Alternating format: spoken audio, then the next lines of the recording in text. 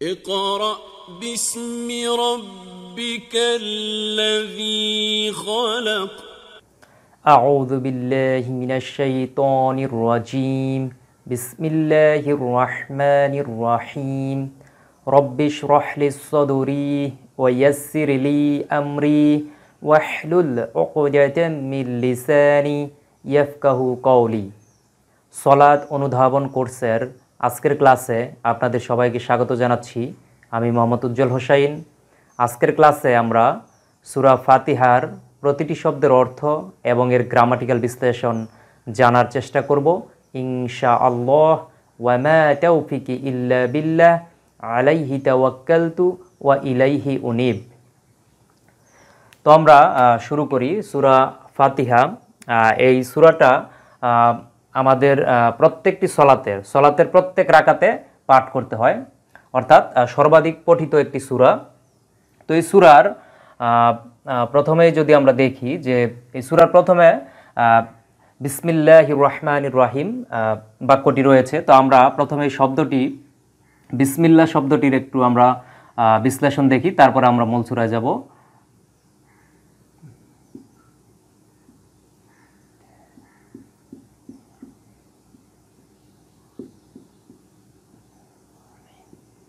তো আমরা যদি দেখি যে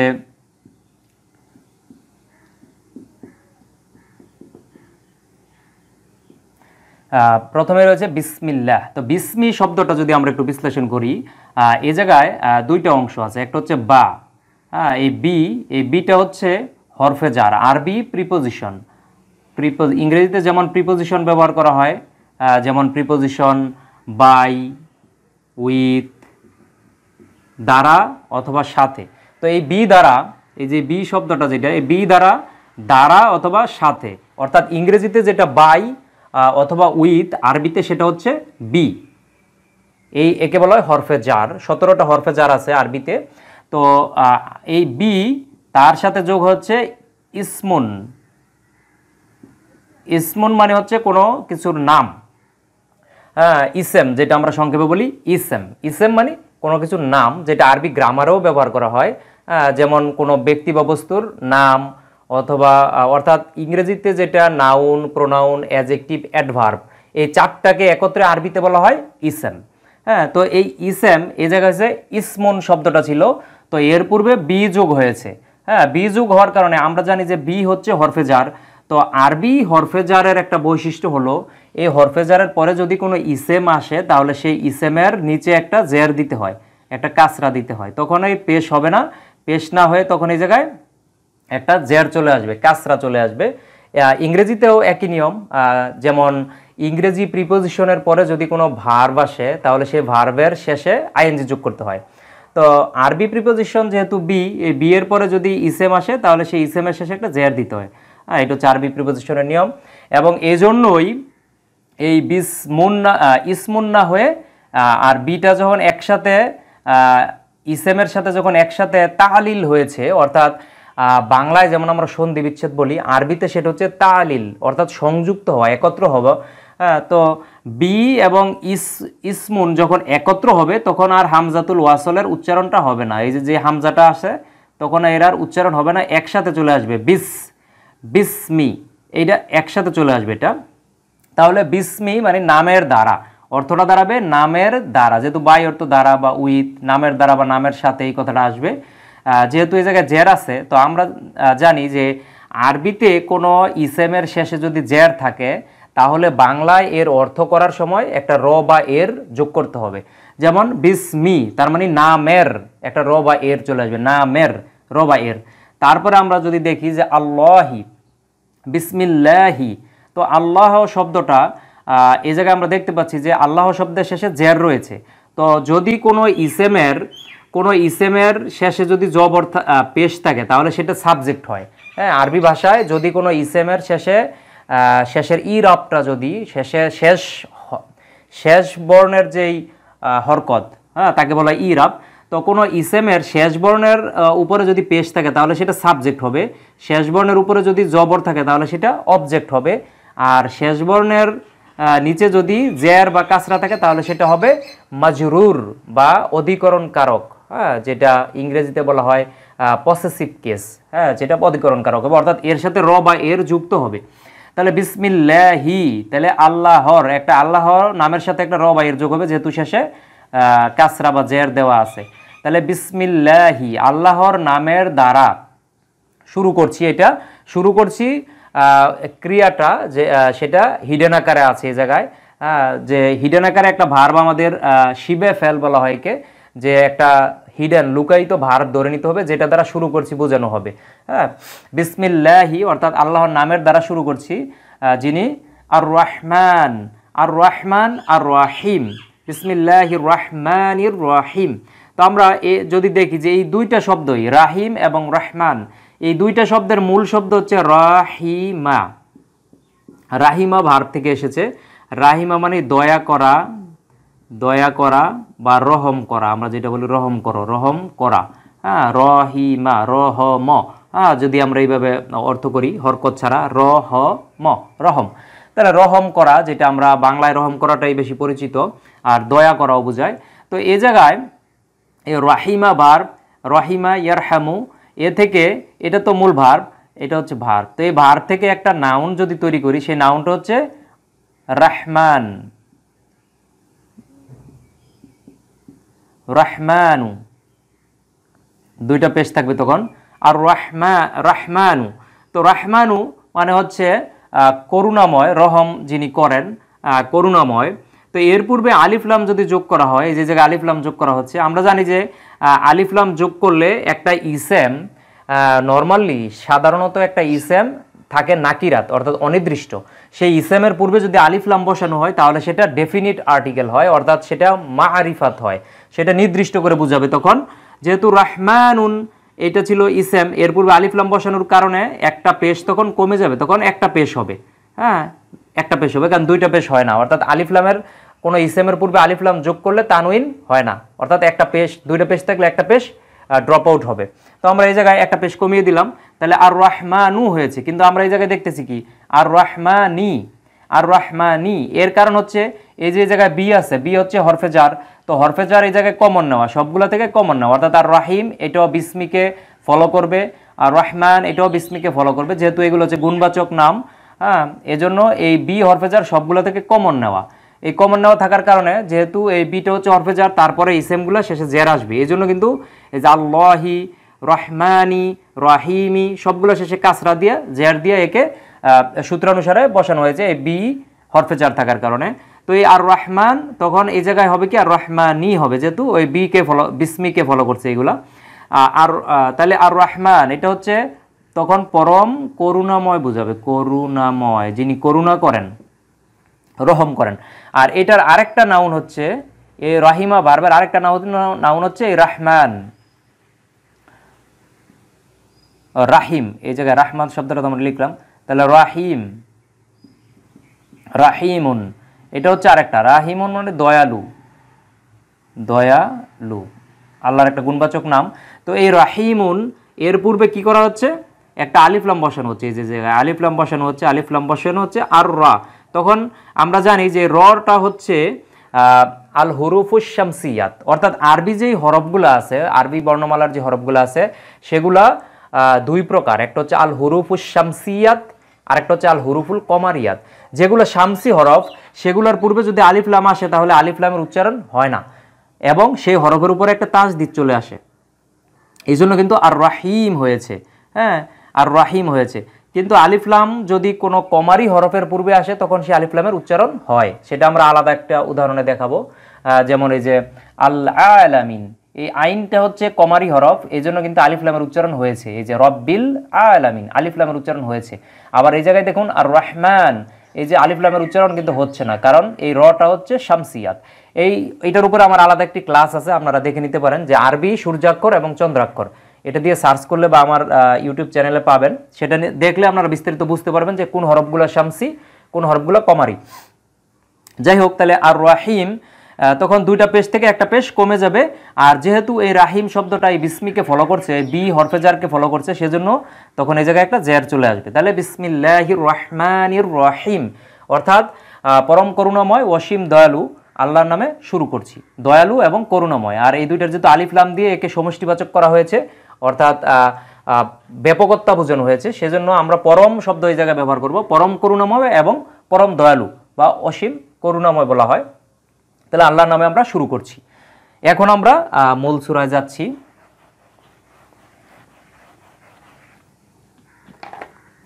তা আমরা যদি দেখি যে প্রথমে রয়েছে কি, আলহামদু লিল্লাহি রব্বিল আলামিন। আলহামদু শব্দটা যদি আমরা একটু বিশ্লেষণ করি, আরবিতে 3 বর্ণ বিশিষ্ট মূল ভার্ব হচ্ছে হামিদা। হামিদা অর্থ হচ্ছে প্রশংসা করা, প্রশংসা করলো, সে প্রশংসা করলো নির্দিষ্ট করে বললে। যেহেতু আরবি মূল ভার্বগুলো থাকে অতীতকালে, যেটা ইংরেজি এবং বাংলায় মূল ভার্ব থাকে বর্তমানকালে, কিন্তু আরবিতে এটা একটু ব্যতিক্রম। সেটা হচ্ছে আরবিতে মূল ভার্বটা থাকে অতীতকালে, যেমন হামিদা অর্থাৎ সে প্রশংসা করলো, এবং এর সাথে একটা ডিফল্ট সাবজেক্ট হি থাকে। তাহলে হামিদা প্রশংসা করলো, এটা হচ্ছে ভার্ব। আর এর নাউন হচ্ছে হামদ, হামদুন। হামদুন অর্থ হচ্ছে প্রশংসা। যেমন আমরা হামদ বলি, হামদ মানে প্রশংসা, হামদ গাওয়া হয়, আল্লাহর প্রশংসা করে যে গানগুলা গাওয়া হয় তাকে বলা হয় হামদ। হ্যাঁ, তাহলে হামদুন অর্থ হচ্ছে প্রশংসা। তো এই হামদুনের পূর্বে কি করা হয়েছে, জায়গায় আলিফ লাম যোগ করা হচ্ছে। আমরা জানি যে নর্মালি একটা আরবি ক্রিয়া, নর্মালি একটি আরবি ইসেম বা নাউন, হ্যাঁ, সেটা নাকিরাত থাকে, অনির্দিষ্ট থাকে। তো তার পূর্বে আলিফ লাম যোগ করলে সেটা কি হয়ে যায়, নির্দিষ্ট হয়ে যায়। ইংরেজিতে যেমন THE দা ব্যবহার করে নির্দিষ্ট করি, ডেফিনিট করি আমরা, সেক্ষেত্রে আরবির ক্ষেত্রেও আলিফ লাম বসিয়ে তাকে আমরা ডেফিনিট করব। তখন এই হামদু এর পূর্বে আলিফ লাম বসানোর কারণে একটা পেশ কমে যাবে, যেহেতু সূত্র হচ্ছে আলিফ লামের পরে ইসেমগুলোতে তানউইন হয় না, অর্থাৎ দুইটা জবর থাকলে একটা জবর হবে, দুইটা জের থাকলে একটা জের হবে, দুইটা পেশ থাকলে একটা পেশ হবে। তাহলে আলহামদু, এবং এই আলিফ লাম বসানোর কারণে তখন এই ইসেমটার একটা ব্যাপকতা আসবে, একটা নির্দিষ্ট হবে। এবং আলিফ লামের বেশ কিছু অর্থ আসে, 4 ধরনের আলিফ লাম ব্যবহার করা হয়। আলিফ লামের অর্থ আসে বিভিন্ন ধরনের। আলিফ লাম দিলে সাধারণত সমষ্টিবাচক হয় অনেক ক্ষেত্রে, যে প্রচুরতা বোঝায়, হ্যাঁ, ব্যাপকতা বোঝায়। তাহলে আলহামদু মানে তখন অর্থটা দাঁড়াবে যে প্রশংসার যত বিষয় আছে, প্রশংসার যত রীতি আছে, সকল একসাথে, অর্থাৎ সমস্ত প্রশংসা, এই কথাটা আসবে, সমস্ত প্রশংসা, সমস্ত প্রশংসা, সমস্ত প্রশংসা লিল্লাহি। লিল্লাহি শব্দটা যদি আমরা একটু বিশ্লেষণ করি, আরবিতে লি অর্থ হচ্ছে জন্য বা অবশ্যই, আর এর সাথে আল্লাহ শব্দটা যুক্ত করা হয়েছে, আল্লাহু। হ্যাঁ, আল্লাহু মানে আল্লাহ, আর লি মানে জন্য। তো লি হচ্ছে হরফে জার, এটা হচ্ছে ইংরেজিতে যেমন প্রিপোজিশন, যেমন ইংরেজিতে একটা প্রিপোজিশন আছে ফর, ফর মানে জন্য। তো আরবিতে এই লি হচ্ছে ইংরেজি ফর, এই ফরের মতো। হ্যাঁ, লি মানে হচ্ছে জন্য বা অবশ্যই কখনো বোঝায়। তো এই লি আর এই জায়গায় আছে আল্লাহু, তো এই দুইটা যখন একত্র হয় তখন হয়ে যায় লিল্লাহি। কারণ লি হচ্ছে হরফে জার, তো হরফে জারের পরে যদি কোনো ইসেম আসে, সেই ইসেমের শেষে একটা জের বা কাসরা দিতে হয়। হ্যাঁ, তাহলে এই জন্য কিন্তু লিল্লাহি হয়েছে, এই যে লিল্লাহি অর্থাৎ আল্লাহর জন্য, আল্লাহর, আল্লাহর জন্য। তাহলে আলহামদু সমস্ত প্রশংসা, লিল্লাহি আল্লাহর জন্য, রব্বি রব্বিল আলামিন। তাহলে রব্বি শব্দটা যদি আমরা একটু বিশ্লেষণ করি, আরবিতে 3 বর্ণ বিশিষ্ট একটি মূল ভার্ব হচ্ছে রব্বা। রব্বা অর্থ হচ্ছে লালন পালন করা, লালন পালন, লালন পালন করা। তো এই রব্বা ভার্বের, এটা হচ্ছে ভার্ব, এর নাউন হচ্ছে রব্বুন, দুইটা পেশ চলে আসবে। রব্বুন মানে লালন পালনকারী, লালন পালনকারী, সংক্ষেপে বলা হয় রব। হ্যাঁ, রব বলা হয় সম্পর্কে সংক্ষেপে। তো রব মানে রব, বাংলায় রব হিসেবে পরিচিত, অথবা যিনি লালন পালন করেন, প্রতিপালক, হ্যাঁ, লালন পালনকারী, হ্যাঁ, বা সংরক্ষণকারী, এইভাবে আসবে। যেমন আমরা বিভিন্ন ফল সংরক্ষণ করে আমরা রেখে দেই, হ্যাঁ, তাকে বলে মুরুব্বা। এই রব্বা থেকেই কিন্তু, এই রব থেকেই কিন্তু মুরুব্বা। তারপরে আমরা বলি যে কোনো কিছু হলে বলি যে আমরা মুরব্বিকে ডাকো, হ্যাঁ, মুরব্বিদের ডাকো, বা তার মুরব্বিকে। হ্যাঁ, মুরব্বি শব্দটা কিন্তু রব্বা থেকে আসছে। মুরব্বি মানে যিনি নির্দেশনা দেয় বা লালন পালন করে, তাকে বলা হয় মুরব্বি। হ্যাঁ, অনেক ক্ষেত্রে পিতামাতাকেও কোরআন মাজিদে সাময়িকভাবে রব বলা হয়েছে। যেমন আমরা বলি রব্বির হামহুমা কামা রব্বা ইয়ানি, কামা রব্বা ইয়ানি, এই যে দুইটি রব, বাবা মা দুইজনকে রব্বা ইয়ানি বলা হয়েছে। যাই হোক, তাহলে রব মানে হচ্ছে লালন পালনকারী, আল্লাহ হচ্ছেন মূলত লালন পালনকারী। তো আল্লাহকে এই জায়গায় বোঝানো হয়েছে রব মানে লালন পালনকারী। তো রব্বুন শব্দটা এই জায়গায় হয়েছে কি রব্বি হয়েছে।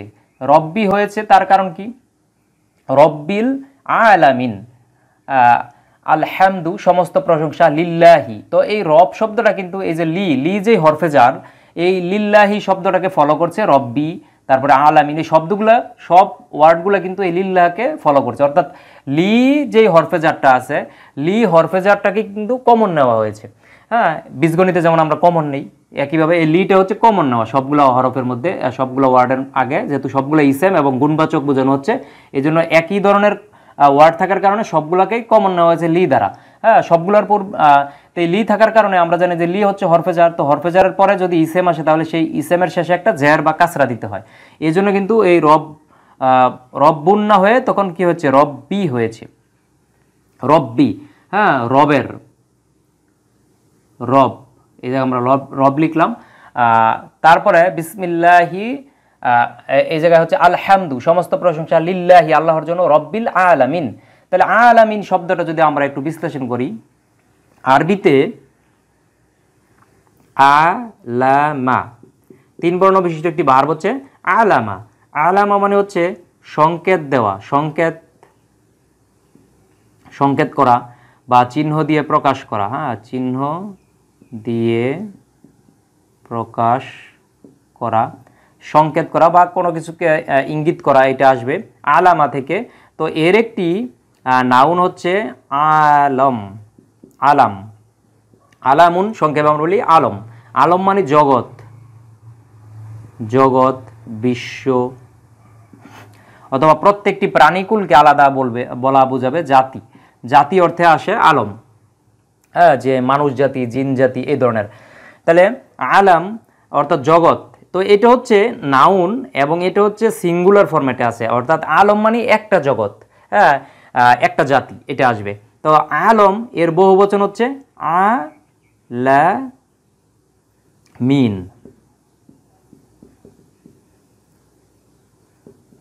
তাহলে আলামিন এটা হচ্ছে এর বহুবচন। আলামিন এটা আবার মাজরুর ফরম্যাটে আছে। যেমন আমরা যদি এই জায়গায় বলি নর্মালি, এই যে আলম এর বহুবচন হচ্ছে আলামুনা, আলামুনা। হ্যাঁ, আলম মানে একটি জগৎ, আর আলামুনা মানে অনেক জগৎ, এটা হচ্ছে সাবজেক্টিভ ফর্মে আছে। আমরা জানি যে একটা নাউন 3টা ফরম্যাটে থাকে। একটা হচ্ছে সাবজেক্টিভ, অর্থাৎ এটা সাবজেক্ট হিসেবে ব্যবহৃত হবে, এটা আরবিতে বলে মারফু। আর একটা আছে অবজেক্টিভ ফর্ম, সেটাকে আরবিতে বলে মানসুব। আর একটা আছে অধিকরণ কারক পসেসিভ ফর্ম, তাকে বলা হয় মাজরুর। তো এটা হচ্ছে সাবজেক্টিভ ফর্মে আছে, অর্থাৎ এটা মারফু ফরম্যাটে আছে। আর এই যে আলামিন এটা হচ্ছে মাজরুর ফরম্যাটে আছে, মাজরুর। তো আমরা জানি যে যেহেতু এই জায়গায় লিটা কমন নেওয়া, এই জন্য আলামুনা না হয়ে আলামিনা হয়েছে। হ্যাঁ, যেহেতু এটা মাজরুর ফরম্যাটে হবে, যেহেতু শেষে জের থাকে, তো শেষে জের বা কাসরা থাকলে সেটা মাজরুর হয়, এই জন্য আলামিনা হয়েছে। আলামিনা মেন কথা হচ্ছে আলম হচ্ছে একটি জগৎ, আর আলামিনা হচ্ছে অনেক জগৎ, এটা আমরা সংক্ষেপে বলি। তাহলে জগৎ সমূহের তাহলে অর্থটা কি দাঁড়াচ্ছে, আলহামদু সমস্ত প্রশংসা, লিল্লাহি আল্লাহর জন্য, রব্বিল আলামিন যিনি জগৎসমূহের রব, অর্থাৎ জগৎসমূহের রব আল্লাহর জন্য সমস্ত প্রশংসা। তারপরের অংশে আমরা আসি, আর রহমানির রহিম। তাহলে আর রহমান শব্দটা আমি আগেই বিশ্লেষণ করেছি যে এটা আসছে রাহিমা শব্দ, রাহিমা ভার্ব থেকে। রহিমা ভার্বের একটা নাউন হচ্ছে রহমান, আবার রাহিমা ভার্বের আরেকটা নাউন হচ্ছে রহিম। দুইটা রাহিমা ভার্ব থেকে এসেছে, যেটা আমি বিসমিল্লাহির রহমানির রহিম যেই বাক্যটা ছিল সেটা থেকে আমি দেখিয়েছি। তো এইটা আমি পুনরায় বিশ্লেষণ করার প্রয়োজন মনে করছি না, যেহেতু এর পূর্বে আলিফ লাম দিয়ে নির্দিষ্ট করা হয়েছে, এবং এই আর রহমান আর রাহিম এই দুইটা শব্দটাই এই লিকে ফলো করছে, যেহেতু আল্লাহর গুণবাচক নাম সবগুলা, এই রাহিম এবং রহমান দুইটাই আল্লাহর গুণবাচক নাম। এই লিকে অর্থাৎ লিল্লাহিকে ফলো করার কারণে সবটির শেষে জের হয়েছে, অর্থাৎ পেশ না হয়ে কাসরা বা জের হয়েছে। তাহলে আর রহমান আর রাহিম যিনি করুণাময় এবং দয়ালু, পরম করুণাময় ও পরম বা অসীম দয়ালু, যেটা পরিচিত অসীম দয়ালু। তাহলে যিনি পরম করুণাময় এবং অসীম দয়ালু। তারপরের অংশে আমরা যাই।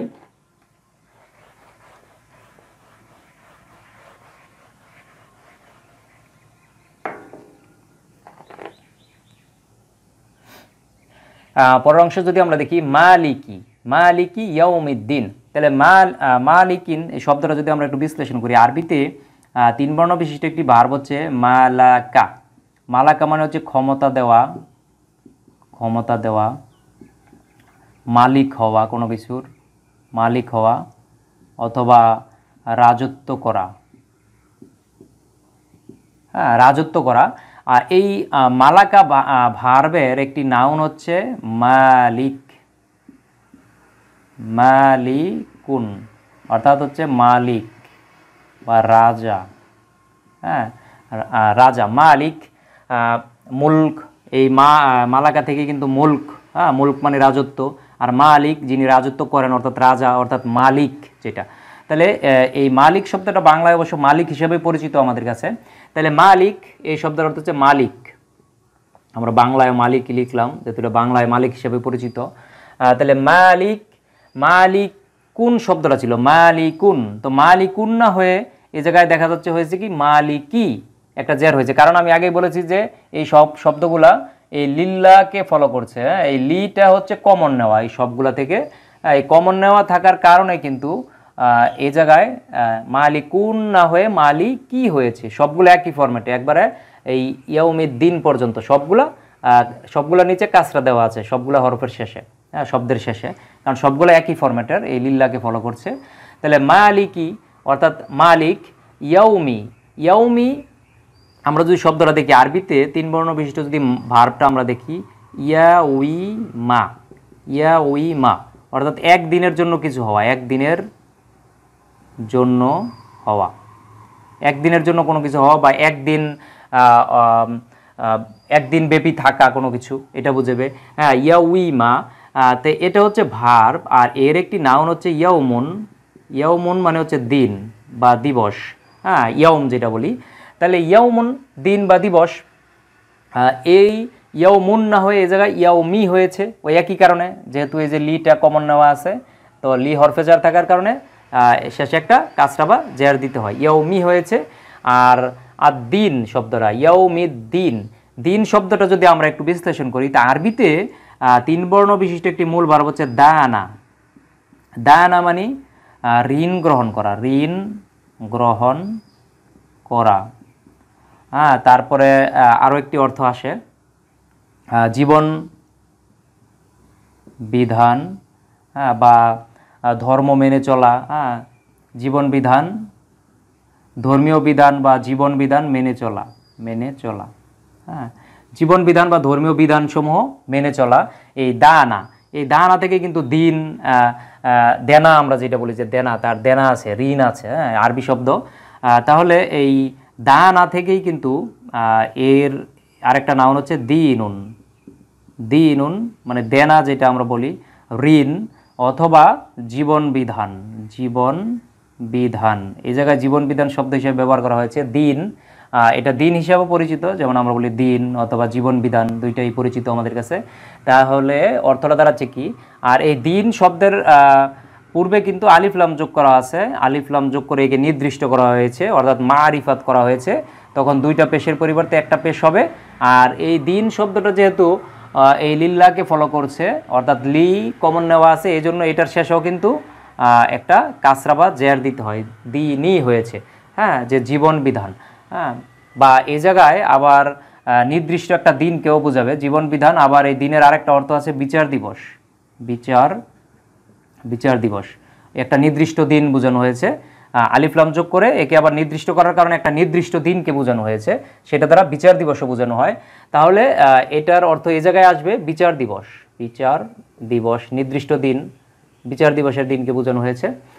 তাহলে কি দাঁড়াচ্ছে, আর এটা হচ্ছে দিন, দিন, হ্যাঁ, ইয়াউমুন মানে দিন, নর্মালি যেই ব্যবহারের দিন আমাদের। আর এই দিন হচ্ছে বিচারের দিন অথবা জীবন বিধান। তাহলে অর্থটা কি দাঁড়াচ্ছে, মালিকি, মালিক, ইয়াউমিদ্দিন বিচার দিবসের, একটা জের থাকার কারণে র বা এর আসবে, বিচার দিবসের মালিক। তারপরের অংশ যদি আমরা দেখি,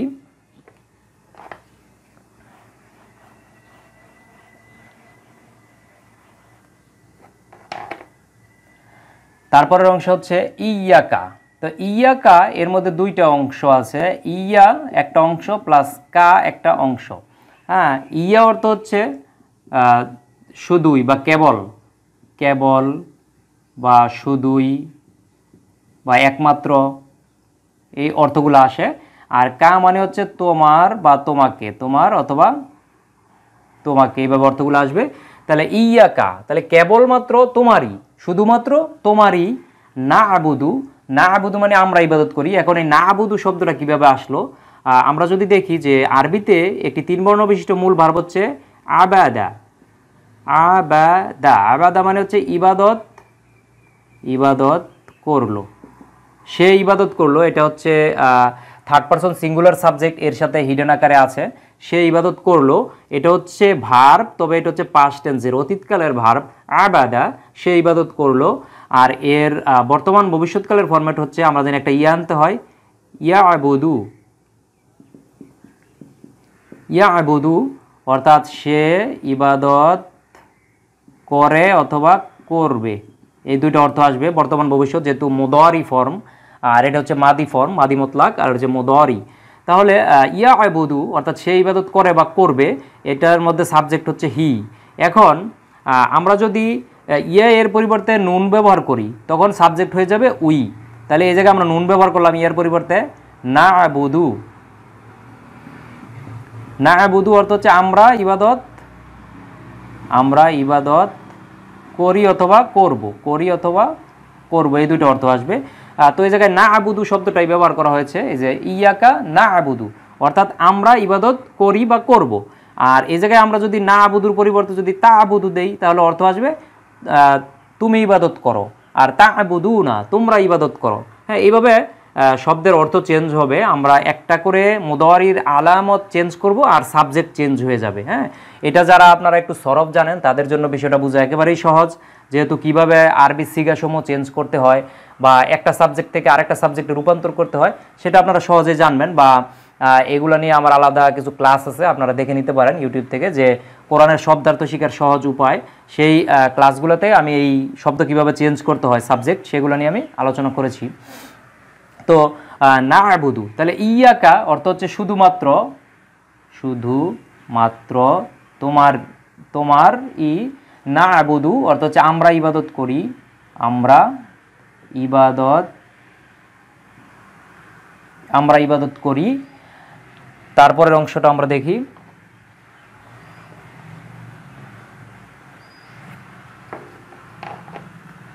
তাহলে ইয়াকা না আবুদু, কেবলমাত্র তোমারই আমরা ইবাদত করি। ওয়া, ওয়া অর্থ হচ্ছে এবং, এটা হচ্ছে হরফে আতফু বলা হয়। এটা ইংরেজিতে যেমন আমরা কোঅর্ডিনেটিং কনজাংশন ব্যবহার করি, আরবিতে সেটা হচ্ছে ওয়া, অর্থাৎ সংযোজক অব্যয়। এটা দ্বারা দুইটা ওয়ার্ডকে একত্র করা হয়, বা দুইটা ফ্রেজকে একত্র করা হয়, বা দুইটা সেন্টেন্সকে একত্র করা হয়। তাহলে ওয়া এবং ইয়াকা, তো ইয়াকা শব্দটা আবার এই জায়গায় চলে আসছে। ইয়াকা মানে শুধুমাত্র তোমারই বা কেবল তোমারই, কেবল তোমারই, কেবল তোমারই। তোমারই কাছে কি চাই আমরা, নাস্তাইন। নাস্তাইন শব্দটা যদি আমরা একটু বিশ্লেষণ করি, আরবিতে 3 বর্ণ বিশিষ্ট মূল ভার্ব হচ্ছে একটা আনা। আনা মানে সাহায্য করা, সাহায্য করা। তো এই আনা এটা হচ্ছে 3 বর্ণ বিশিষ্ট ভার্ব। তো আমরা জানি যে আরবিতে কোরআন মাজিদে মোট 21টি বাব ব্যবহার করা হয়েছে, অর্থাৎ আরবি যে মাদ্দের হরফটা, মাদ্দা যেগুলো আছে মাদ্দার হরফ, এই মাদ্দা থেকে এক একটি বাব দিয়ে এক একটি মাজদার নির্গত হয়, অর্থাৎ এক একটি দরজা দিয়ে এক একটি ক্রিয়ার স্ট্রাকচার তৈরি হয়। তো তার মধ্যেই একটা ক্রিয়ার স্ট্রাকচার যেটা আমাদের নিকট, জেনারেল শিক্ষিতদের নিকট 10 নং ফর্ম হিসাবে পরিচিত, যেটা আপনারা সরফ যখন যারা শিখেছেন তারা জানেন যে এটা 10 নং ফর্ম হিসাবে পরিচিত। যেমন এই আনা এর পূর্বে যদি আমরা ইস্তা যোগ করি, ইস্তা, এই যে ইস, তারপরে তা যোগ করে দেই, তারপরে এই আনাটা বসায় দেই, ইস্তা আনা, ইস্তাআনা, তাহলে আরেকটা ভার্ব তৈরি হয়ে যাবে, আরেকটা মূল ভার্ব তৈরি হয়ে যাবে। ইংরেজিতে যেমন আমরা দেখি যে সাফিক্স প্রিফিক্স যোগ করে কোনো একটা ওয়ার্ডের আগে পরে সাফিক্স প্রিফিক্স যোগ করে কিন্তু নতুন নতুন শব্দ তৈরি করা হয়। বাংলায়ও শব্দ তৈরি করা হয়, যেমন উপসর্গ অনুসর্গ যোগ করে নতুন নতুন শব্দ তৈরি করা হয়, অর্থাৎ একটা শব্দের সাথে উপসর্গ যোগ করে নতুন আরেকটা শব্দ হয়।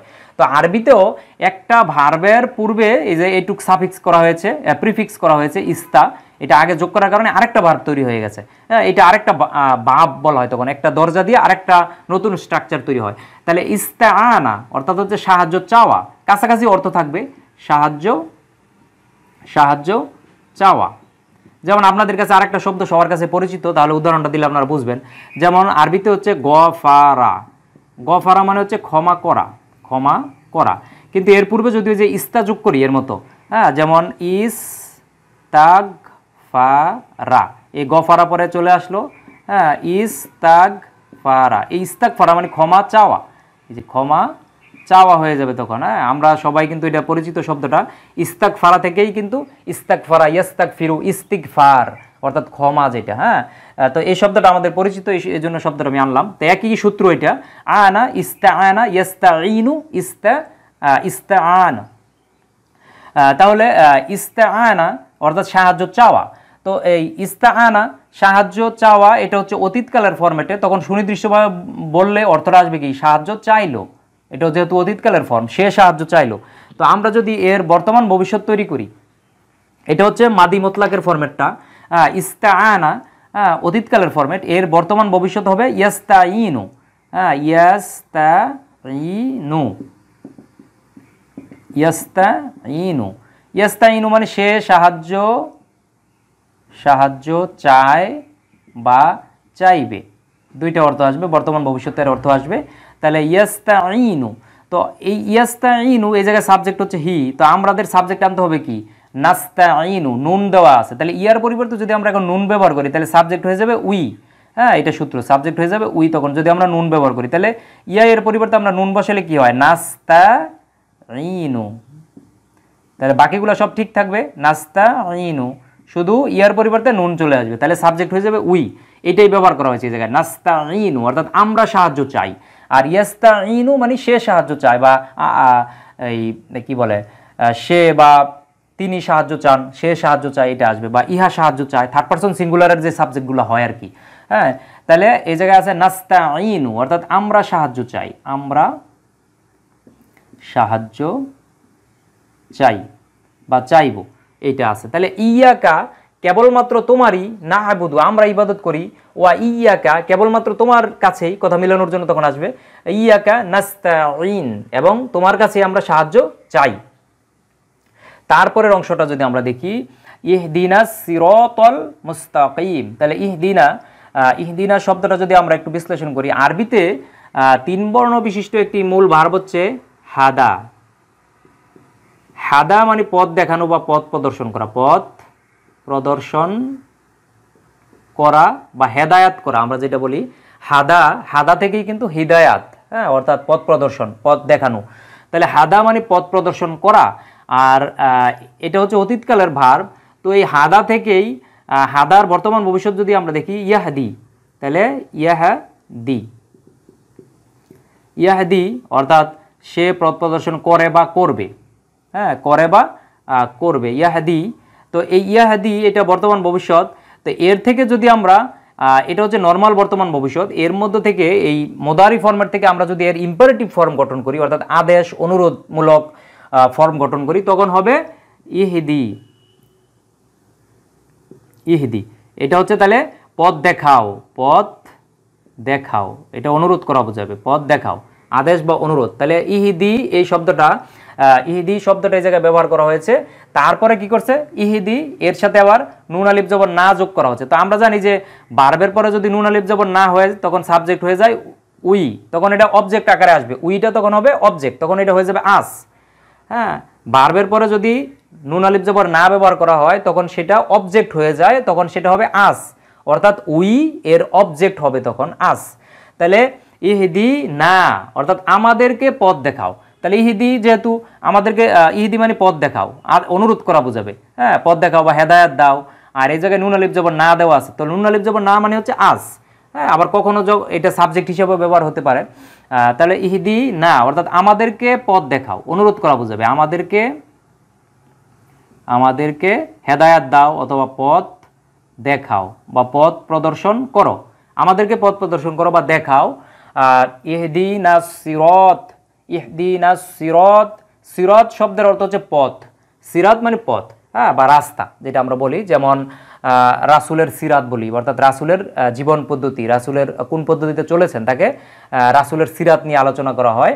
অথবা এই সিরাত আবার পথ রাস্তা বোঝাতে যেমন আমরা বলি পুল সিরাত, হ্যাঁ, অর্থাৎ পুল সিরাতের যে রাস্তা। আবার সিরাতুল মুস্তাকিম এই শব্দটাও পরিচিত আমাদের একদম সবার।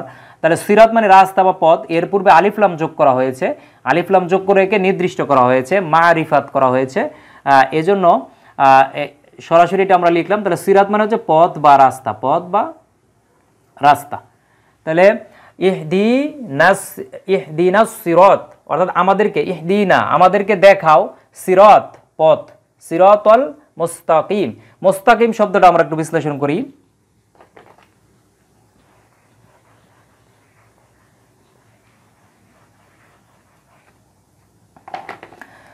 আরবিতে তিন বর্ণ বিশিষ্ট আমরা মূল ভার্বটা যদি আমরা ধরি, যেমন যে কোনো একটা শব্দ থেকে আপনারা যদি এর মাদ্দাটা ধরতে পারেন যে মূল শব্দ, মূল হরফগুলা কোনগুলা, তাহলে কিন্তু আপনারা নিজেরাই অর্থ করতে পারবেন সহজে। যেমন মুস্তাকিম এই শব্দটা থেকে এর মাদ্দা হচ্ছে এই যে কফ, হ্যাঁ, তারপরে হচ্ছে ইয়া মিম। তো আমরা যদি এটা লিখি যে তিন বর্ণ বিশিষ্ট মূল ভার্ব যখন থাকে তখন কিন্তু এটা হয়ে যাবে কয়ামা, হ্যাঁ, আলিফের সুরতে তখন ইয়া অথবা ওয়া যেটাই থাকুক আলিফের সুরতে আসে তিন বর্ণ বিশিষ্ট মূল ভার্বের ক্ষেত্রে। তাহলে কয়ামা মানে হচ্ছে দাঁড়ানো, দাঁড়ানো অথবা প্রতিষ্ঠিত হওয়া,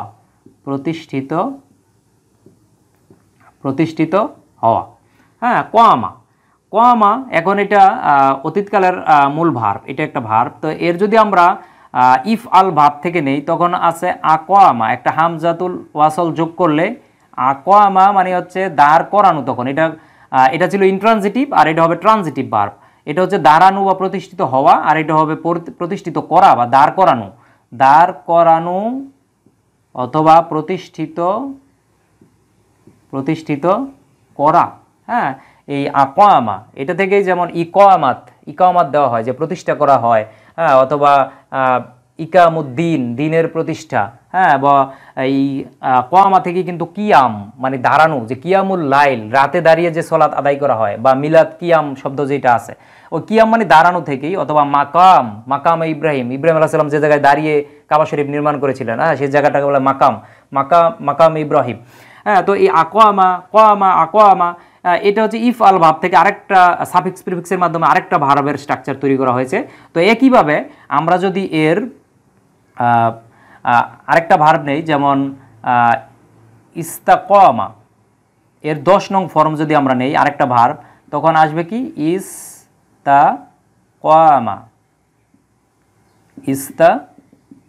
ইস্তাকামা মানে সরল হওয়া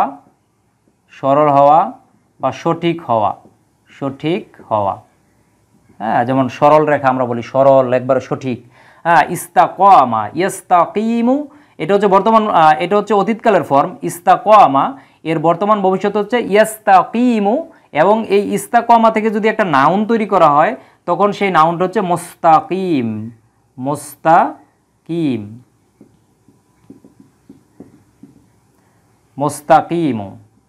অর্থাৎ সরল বা সঠিক পথ, সরল বা সঠিক, এটা তখন নাউন হিসেবে আসবে। মুস্তাকিম অর্থাৎ সরল বা সঠিক, একদম সোজা, হ্যাঁ। তাহলে এর পূর্বে আলিফ লাম যোগ করা হয়েছে, তাহলে মুস্তাকিমের পূর্বে আলিফ লাম যোগ করা হয়েছে, এই জন্য দুইটা পেশের পরিবর্তে একটা পেশ হবে, হ্যাঁ, দুইটা পেশের পরিবর্তে একটা পেশ হবে। আর এই জায়গায় যেহেতু জবর দেওয়া আছে অর্থাৎ এটা তাহলে অবজেক্ট হিসেবে এই জায়গায় ব্যবহার করা হয়েছে, কারণ কোনো ইসেমের শেষে যদি পেশ থাকে তাহলে সেটা সাবজেক্ট হয়, কোনো ইসেমের শেষে যদি জবর থাকে তাহলে সেটা অবজেক্ট হয়। তাহলে এই জায়গায় এটা অবজেক্ট হিসাবে অর্থাৎ মাফউল হিসাবে ব্যবহার করা হয়েছে। তাহলে ইহদি না আমাদেরকে পথ দেখাও, সিরাত রাস্তা, সিরাতুল মুস্তাকিম অর্থাৎ সহজ বা সরল সঠিক। তাহলে সরল সঠিক রাস্তা আমাদেরকে দেখাও, আমাদেরকে প্রদর্শন করো। আমরা এই প্রথম অংশটা দেখলাম, আমরা দ্বিতীয় অংশে যাব। তার পূর্বে আমরা এই দেখি এই আয়াতের সম্পূর্ণ অর্থগুলা।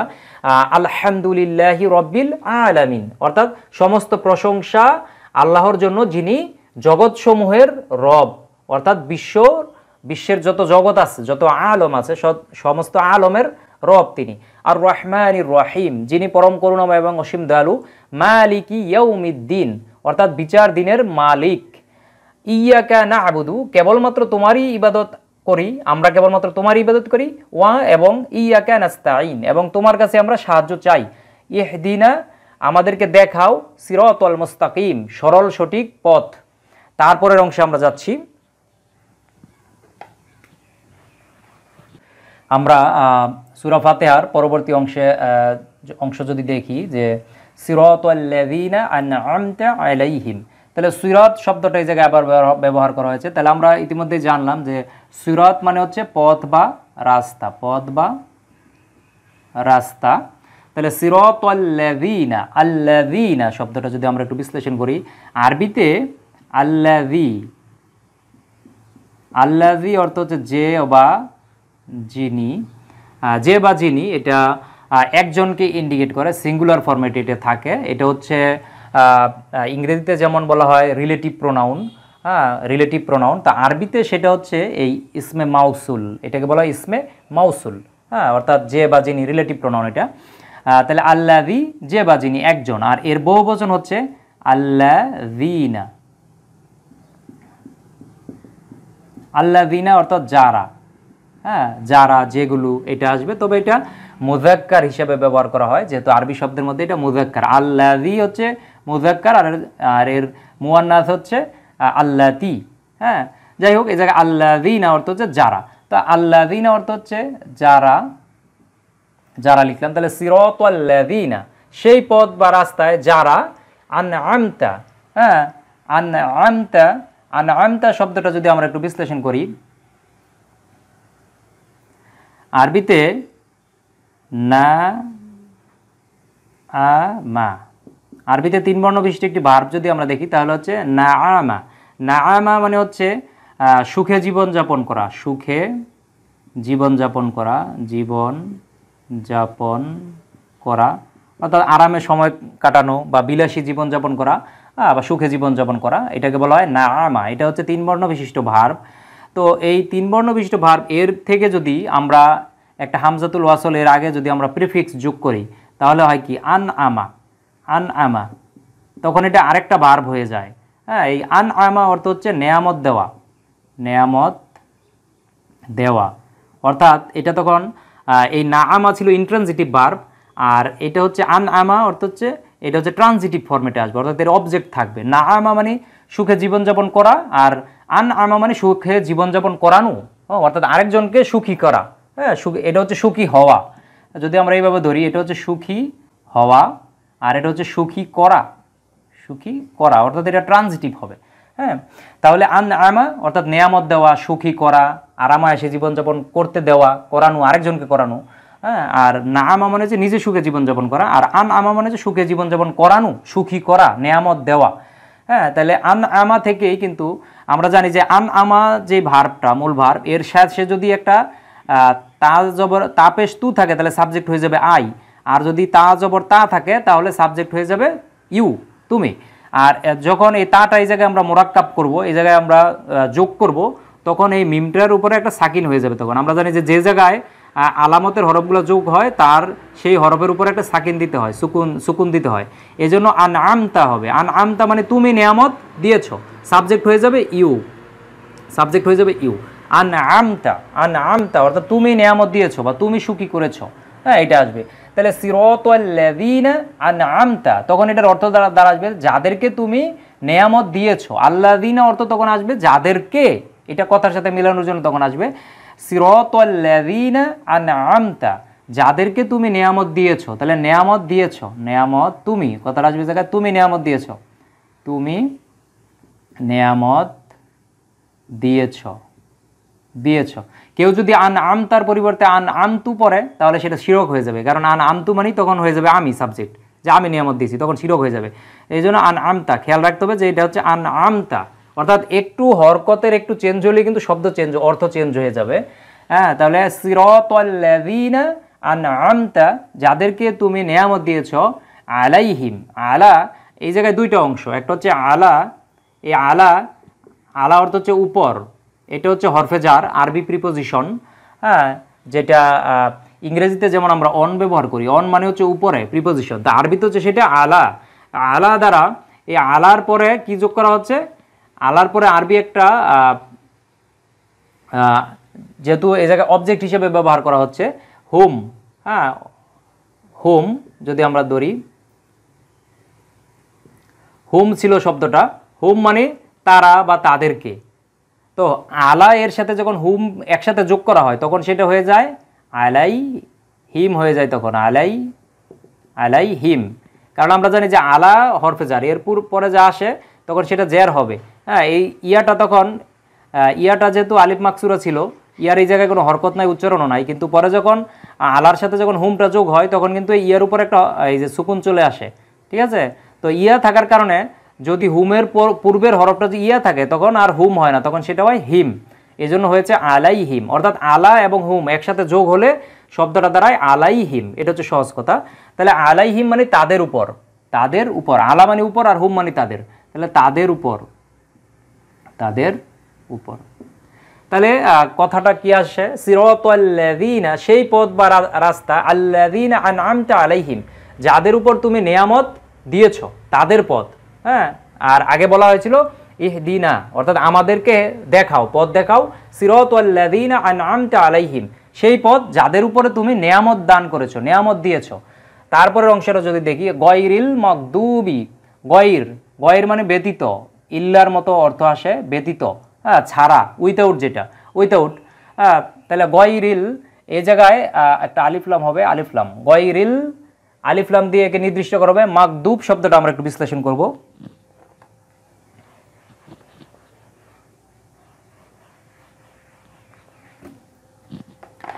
মাগদুব শব্দটা থেকে যদি আমরা এর মাদ্দা থেকে যদি মূল হরফটা নেই, আরবিতে এই জায়গায় 3 বর্ণ বিশিষ্ট মূল হরফ হবে গ, গ, দ, বা। গ, দ, বা মানে রাগ করা, রাগ করা বা রাগান্বিত হওয়া বা গজব দেওয়া, যেটা আমরা বলি গজব দেওয়া।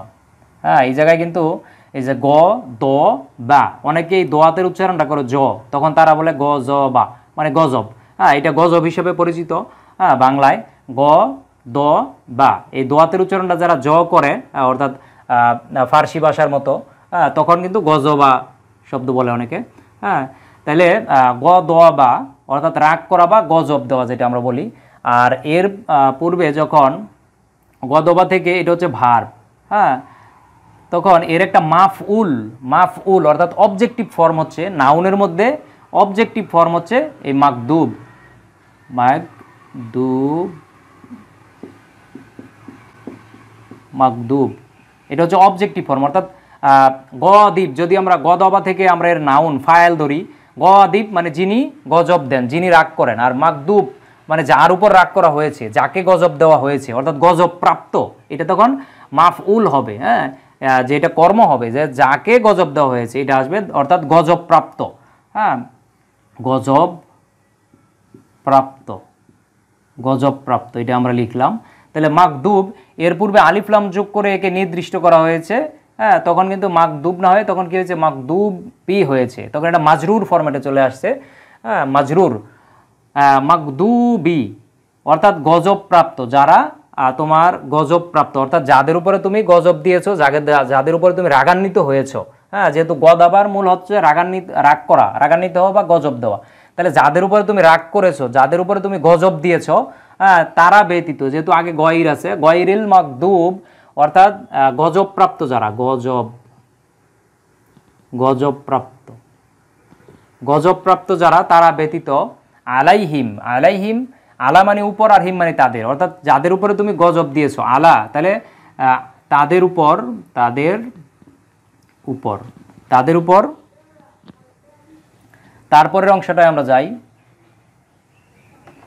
আবারও আছে এই জায়গায় ওয়া, ওয়া অর্থ হচ্ছে এবং, এটা হচ্ছে হরফে আতফু, আতফ হরফ যেটা, অর্থাৎ এটা কোঅর্ডিনেটিং কনজাংশন, এর দ্বারা এটা হচ্ছে সংযোজক অব্যয়, সংযোজক অব্যয়।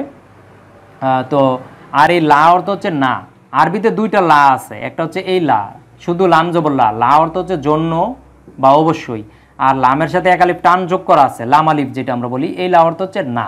হ্যাঁ, তো এই জায়গায় যেহেতু লামের সাথে এক আলিফ টান যোগ করা আছে অর্থাৎ লা, এই লা অর্থ হচ্ছে না।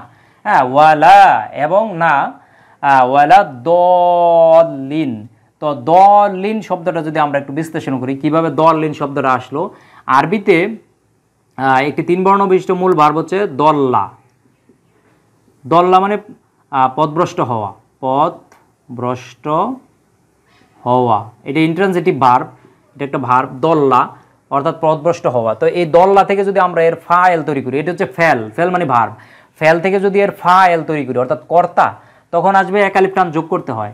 হ্যাঁ, তখন দোয়াতের সাথে এক আলিফ টান যোগ করে দিলাম, দলুন, তখন আসবে কি দলুন অর্থাৎ পথভ্রষ্ট, পথভ্রষ্ট অর্থাৎ যে পথভ্রষ্ট হয়। হ্যাঁ, পথভ্রষ্ট, দলুন। তো দলুন এটা হচ্ছে নাউন এবং এটা হচ্ছে সিঙ্গুলার ফরম্যাটে আছে। হ্যাঁ, এক বচনে, দলুন মানে পথভ্রষ্ট একজন। তো এর আমরা বহু বচন যদি করি তাহলে দলুনা, এই যে দ এক আলিফ যোগ করা আছে লাম, দলুনা, দলুনা, দলুনা মানে পথভ্রষ্টরা, পথভ্রষ্টরা, পথভ্রষ্টরা।